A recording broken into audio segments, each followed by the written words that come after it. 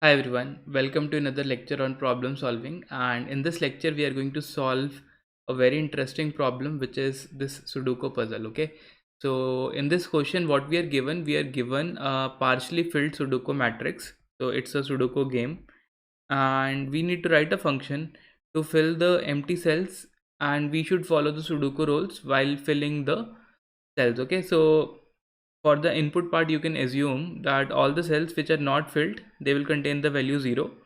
So you need to replace these values which are 0 with some valid value. Okay, so there can be multiple solutions possible.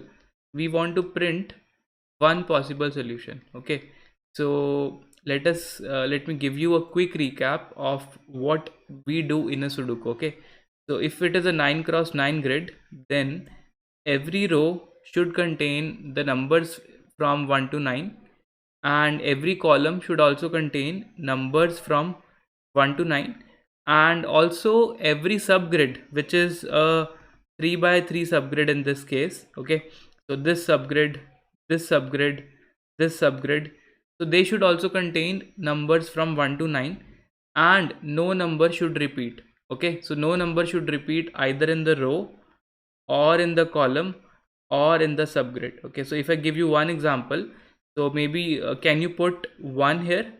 Maybe we can, maybe putting 1 may not create a valid solution. Okay, so we don't know. So what we have to do is we have to try all possible numbers at all possible locations. Okay, so this is what we will do. Okay, so what we will do, let me tell you. Okay, so let us think in terms of a brute force solution, how we can try out all possibilities. Okay, so how we can try out all possibilities. Okay, so this is the only thing that we can think of in this case, and we will stop when we get one valid solution. Okay, so we will stop once we get one valid solution. So what you can do, you start iterating this grid from left to right or from top to bottom. So let us say we are going to go cell by cell, and let us stand here and we see this cell is already filled. Okay, so we will not modify the cells which are pre-filled. So we jump to this cell, it is again pre-filled, we jump to this particular cell. Now at this cell you have an option to place all the numbers from 1 to 9. Okay, so you will say, okay, let me place 1 and let me try to solve the sub problem recursively, and I will come to know if a solution exists or not. So how we can solve that sub problem? We can make a recursive call on this subgrid. Okay, so if the cell is I comma j, that means we are making a recursive call on I comma j plus 1. Okay, so we are making a recursive call on the next column, and recursion will do its work. So what it will do, it will say, okay, let me try to place a number here, and while placing a number here, what we will check, first we need to check whether that number is valid or not. So can we place 1 here? The answer is no, because 1 is already there in the row. Can we place a 2 here? Maybe we can, maybe we can't. Okay, but by looking at this row, this column and this subgrid, we see 2 doesn't come. So let us place 2 and let us go to the next cell and try to solve the sub problem. So this will be the sub problem. Okay, so this will be the sub problem. Now these sub problems, okay, they are going to tell the cell from which we made a call whether this sub problem can be solved by placing 2 or not. Okay, so what do? You say, you check at given I comma j if a number can be placed, if a number can be placed. Okay, and what is going to be that number? So you will try for all the numbers, for number in the range 1 to 9. You check at a given cell if this number can be placed. That means it doesn't occur in row, it doesn't occur in column, and it doesn't occur in the subgrid. Okay, if it can be placed, then you place it. That means you say array of I comma j equals to that number, and you solve the sub problem. Okay, so you maybe say solve I comma j plus 1, and now this sub problem will tell you whether the number that you placed is the right number for the optimal solution or not. Okay, so maybe 2 might not be the best number. Maybe we want to put 5 or 6 or 7 or 8 or 9, something else. Okay, so this function will tell you, okay, either this is going to be true or this is going to be false. You can make it a boolean function to tell whether the sub problem could be solved or not. Okay, if the sub problem could not be solved,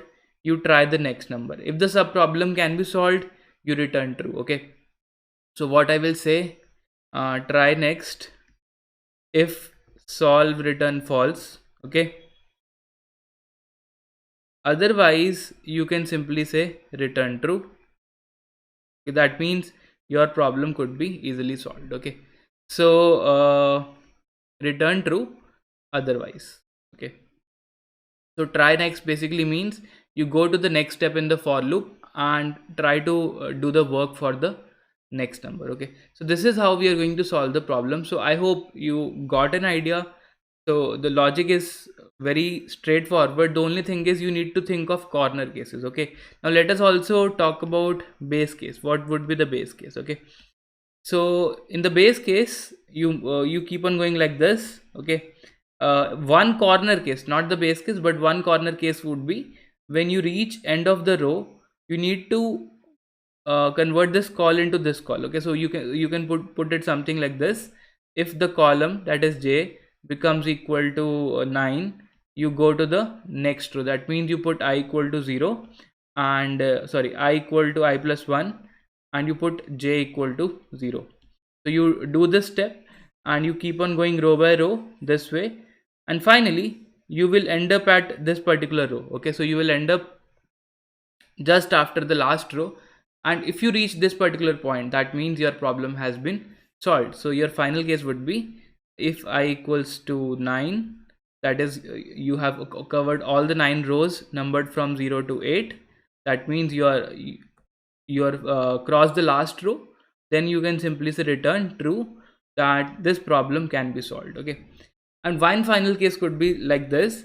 If you could not get any number, okay, so if you have tried all the numbers that you have placed, you could not get any number, then what you will do? Okay, in that case you will say, okay, whatever number I have written, finally, okay, maybe you tried 1, it didn't work. Okay, let me just draw at this particular cell.